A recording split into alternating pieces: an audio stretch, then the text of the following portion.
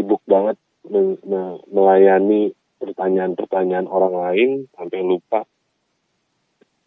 pernahkah kita bertanya sama diri sendiri tentang apa yang kita mau, apa yang kita cinta.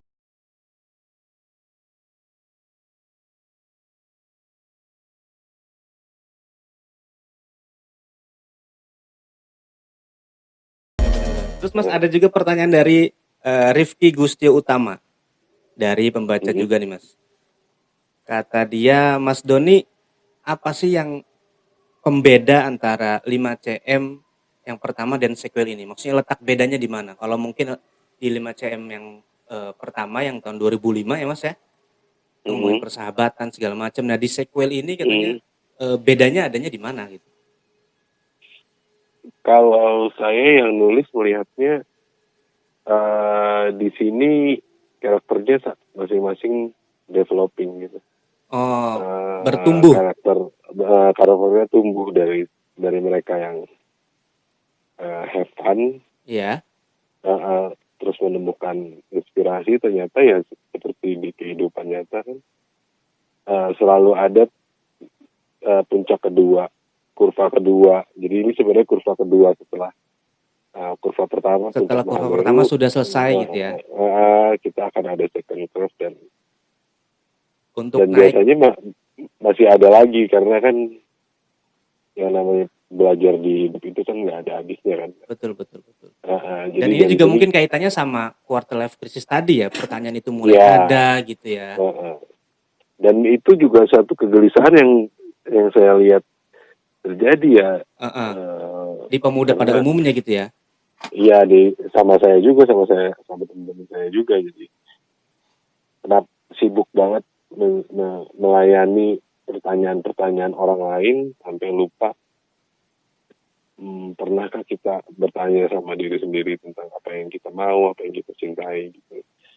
Karena semua yang di norma-norma dan semua itu kalau kita hidup dalam ekspektasi orang lain, orang sekitar, kita bisa lupa kalau ada yang harus lebih kita cintai sebelum orang lain.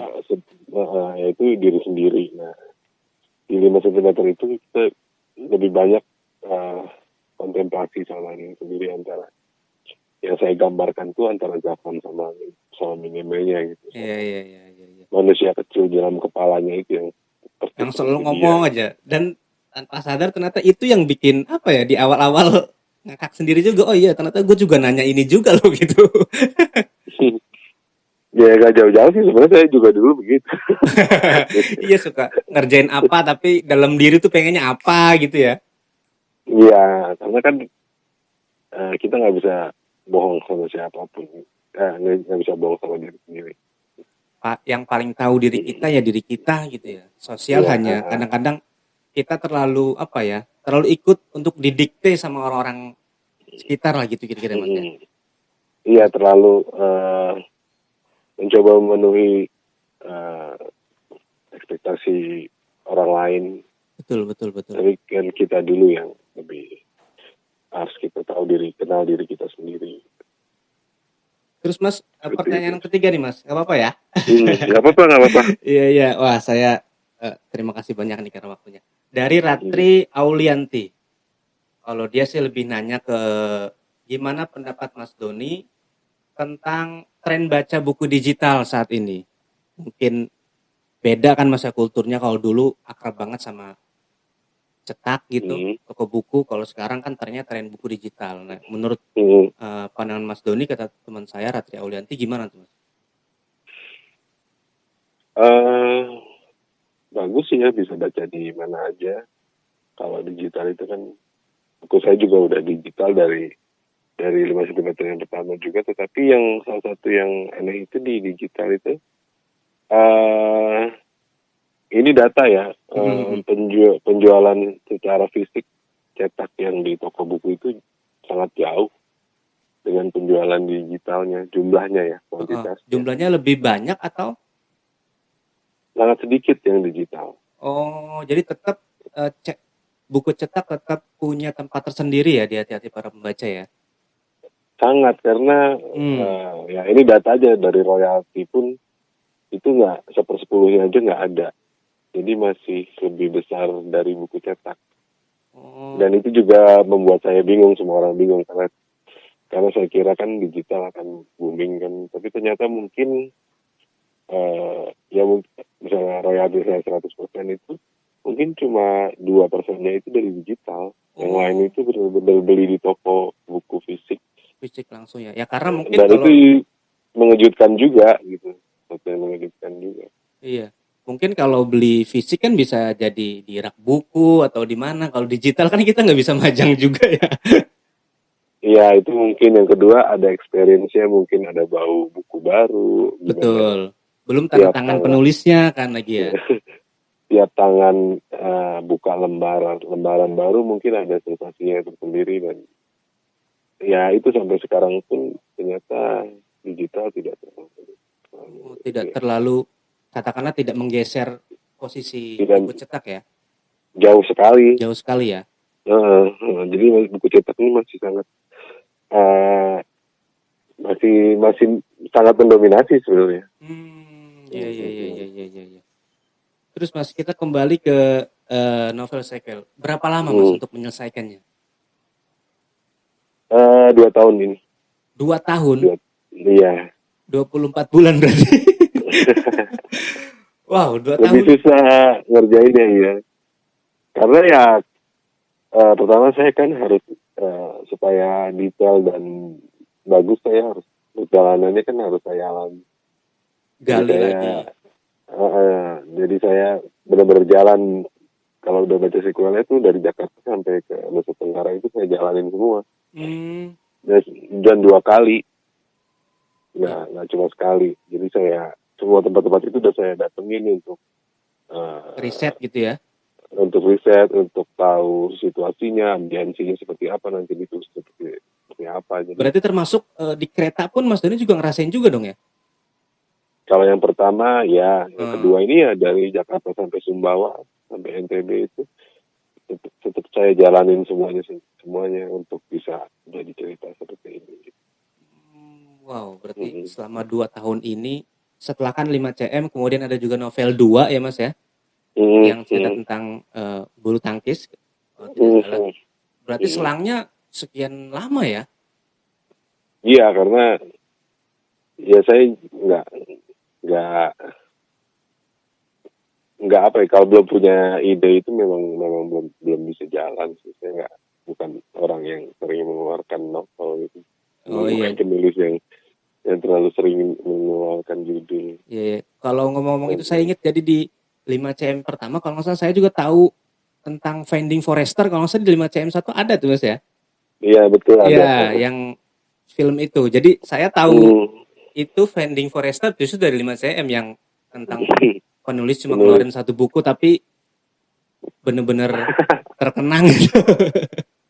Saya jadi nonton filmnya Mas gara-gara emang 5 cm selalu banyak apa ya maksudnya di antara canda-candaan yang sangat familiar tapi juga informatif lah katakan Hmm. seperti itu.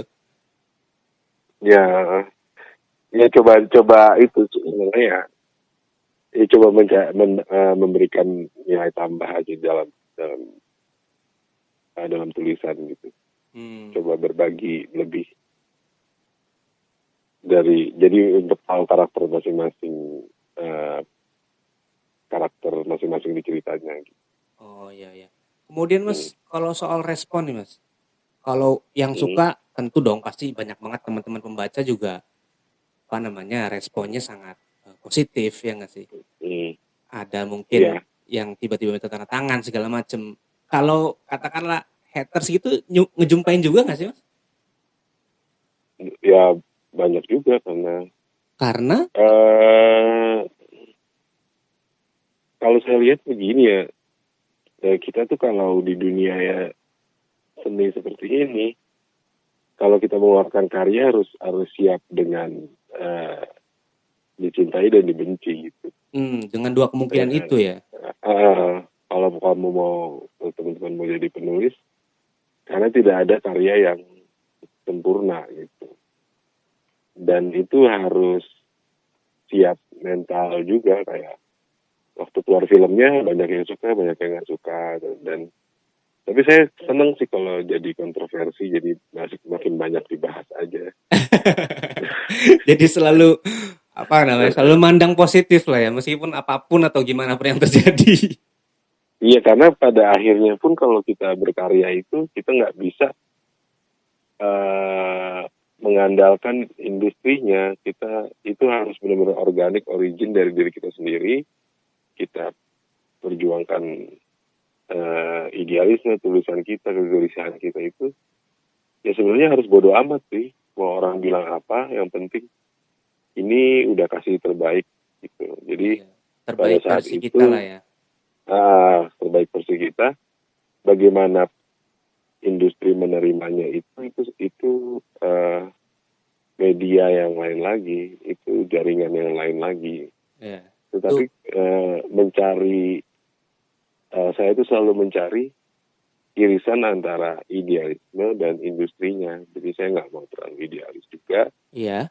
nggak mau terlalu industri juga gitu. Jadi saya lebih senang orang baca buku saya terus dia merasakan sesuatu yang bermanfaat setelah ending, setelah tutup bukunya. Itu tujuan menulis saya itu Jadi sama seperti kalau saya nulis script film, ya kalau film saya bisa bikin uh, apa terkesan. pacar keluarga jadi senang, di punya hiburan di malam Iya. minggu, terus habis itu makan malam, nah itu tujuan saya nulis gitu. Jadi lebih ke bagaimana bisa memberikan uh, hiburan, mungkin Hiburan. bisa inspirasi atau Heeh. apa, jadi Jadi lebih memang memberikan sesuatu benar-benar yang di titik tengah itu ya Mas ya. ya mencari irisan itu. Karena untuk kalau kita terlalu idealis juga, ya kadang orang nggak ngerti kita ngomong apa. Iya betul betul. Kita terlalu industri juga nanti akan eh, sama seperti yang lain, nggak Yang ada lain bedanya, ya. nggak ada idealismenya. Tapi kalau kita mau bekerja di dunia ini, pada saat semuanya mentok, kita memilih apa nih, idealisme apa industri, saya akan pilih idealisme saya. Oh, kalau Karena kalau udah ribet semuanya iya. di irisan itu, kita balik ke idealisme, kegelisahannya apa yang mau disampaikan, apakah dengan ini kita bisa merubah pola pikir dan bisa membuat orang lebih senang membaca tulisan kita, lebih berkah misalnya gitu. Nah, di situ baru kita jalankan idealisme kita Idealisme seperti kita. itu. Iya iya.